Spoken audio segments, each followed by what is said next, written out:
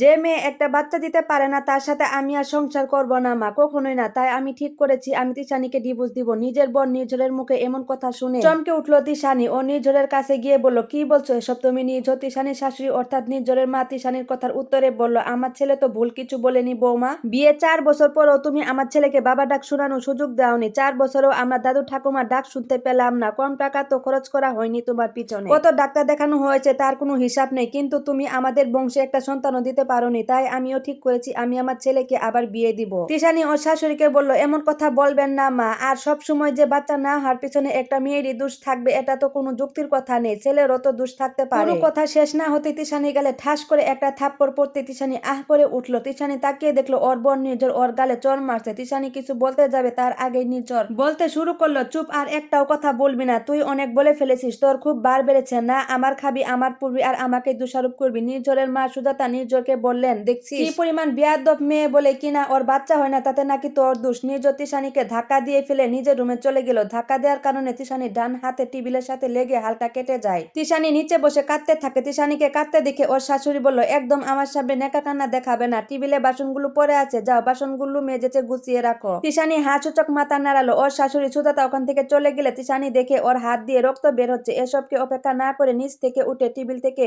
থালা বাসন নিয়ে ধুতে চলে যায়। হাতের কাটা জায়গায় সাবানের গুঁড়া আর থালা বাসনে লেগে থাকা ঝাল মশলা লেগে জ্বলছে, তবুও চোখে জল নিয়ে হাতের অসম্ভব জ্বলানি সহ্য করছে। তিশানি এক ধানে একের পর এক বাসন মেজে যাচ্ছে আর ভাবছে পৃথিবীতে কত নির্মল লোক বাস করে যাদের অন্যদের জন্য নিম্নতা মায়াও হয় না। বাসনগুলো মেজে ধোয়ার সময় জলগুলো যেন আরো বেশি করে কাটা স্থানে জ্বলনি দিচ্ছে।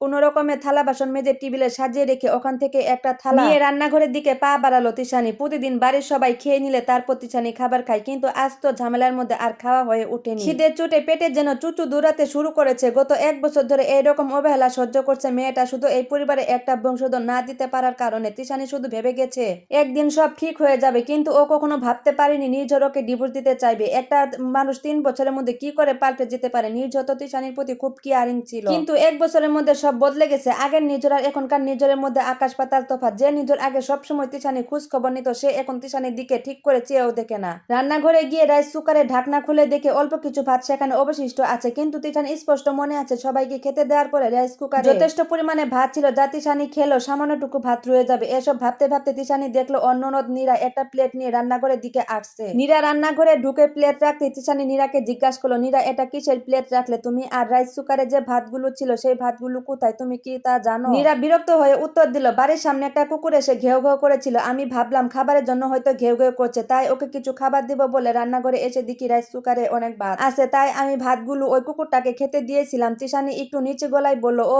আসলে আমি দুপুরে ভাত খাইনি তো, তাই ওই ভাতগুলো রাইস কুকারে রাখা ছিল। ভেবেছিলাম বাসনগুলো মেজে এসে তারপরে খাবো। তোমার যে কথা বৌদি, এখন দুপুর গুড়িয়ে বিকাল, আমি কি করে বুঝবো যে তুমি এখনো খাওনি? এই যত সব আমি ভেবেছি সবার খাওয়া হয়ে গেছে, তাই আমি ভাতগুলো কুকুরটাকে খেতে দিয়েছি। সুজাতা রান্নাঘরে ঢুকতে ঢুকতে তিশানিকে বলল, ওকে খাওয়ানো থেকে তো কুকুর বিড়ালকে খাওয়ানো অনেক ভালো। ওকে খাইয়ে শুধু আমাদের অন্যই ধ্বংস হচ্ছে, তাছাড়া তো কোনো উপকার হচ্ছে না। সুজাতা এবার নীরাকে দিকে তাকিয়ে বলল, ওই তোর সাথে আমার দরকারি কথা আছে, আমার ঘরে আয় তো। কথাটা বলে সুজাতা রান্নাঘর থেকে বেরিয়ে গেল। নীরা হাত ধুয়ে বাইরে যাওয়ার সময় তিশানিকে বলে গেল, এরকম দম ধরে দাঁড়িয়ে থেকো না, কিছু কাম কাজ করো, বসে বসে শুধু গিললে তো আর হবে না। আর শুনো, একদিন না খেলে মহাভারত অশুদ্ধ হবে না। নীরা এসব বলে রান্নাঘর থেকে বেরিয়ে গেল।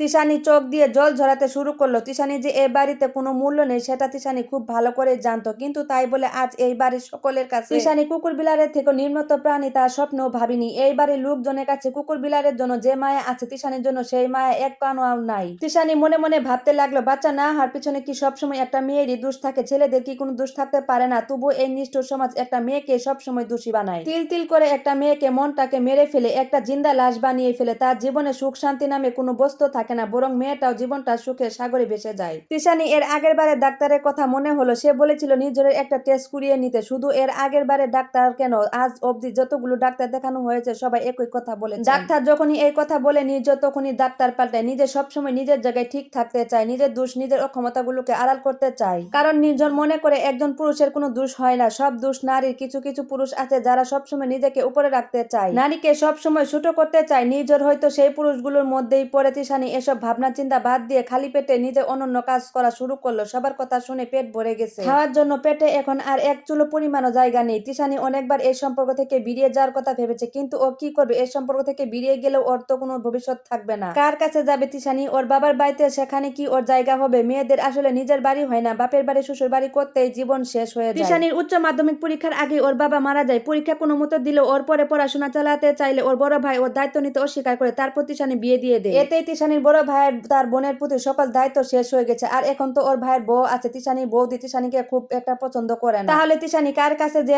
উঠবে? সেজন্য তো ডিভোর্সের ভয় পাই তিশানি। আজকের মতো গল্পটা এখানেই শেষ। তো পরের পর্ব শুনতে চাইলে তো লাইক কমেন্ট ফলো দিয়ে পাশে থাকেন। তো আজকে ভিডিওটা এই পর্যন্তই। সবাই ভালো থাকবেন।